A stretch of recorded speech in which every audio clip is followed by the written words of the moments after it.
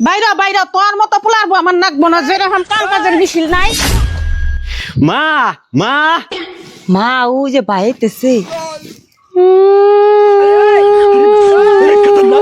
মা ও মা, তোমার কি হয়েছে? তুমি কান্দো কে?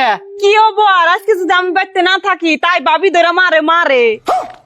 ও তোর পরে কি করবি তুই করিস, देखा आपने लापरवाही का नतीजा। নইলে কবে জানি আমারে মাইরে হাল দে। কও কি তোমরা? ওই তুই আজকাই ওই কি এর হুনুম রে, তোর কথা কি এর হুনুম? আব্বা মারা রাখতে মারো দিয়ার বানা। কে? তুমি কি জানা দাদি আর ফুবু যুক্তি করে মারে মার খাওয়ায়? ভাই বাবুর কথা তুমি বিশ্বাস করো না। হ তোর পোলায় মায়ের মিহি টানতাছে। আমি ওর কথা বিশ্বাস করি না। এই আজকে থেকে মা যা কয় তাই তোর হুনুম লাগবো, তার বাইরে গেলে কিন্তু অসুবিধা আছে। আমি গেলাম। रुको जरा। ও মা তাড়াতাড়ি আহ, দেখো কি করছে। থাল বা শুনতেছি একটু ছাবা হয় নাই। এখন তো কাখার এর সত্যি ঘরের মধ্যে দে কয় দে।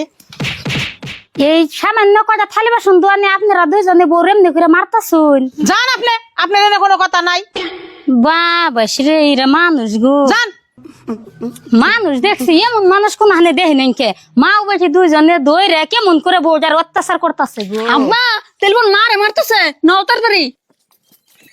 এই তো এই যে এখন তো তোমার বিশ্বাস হচ্ছে।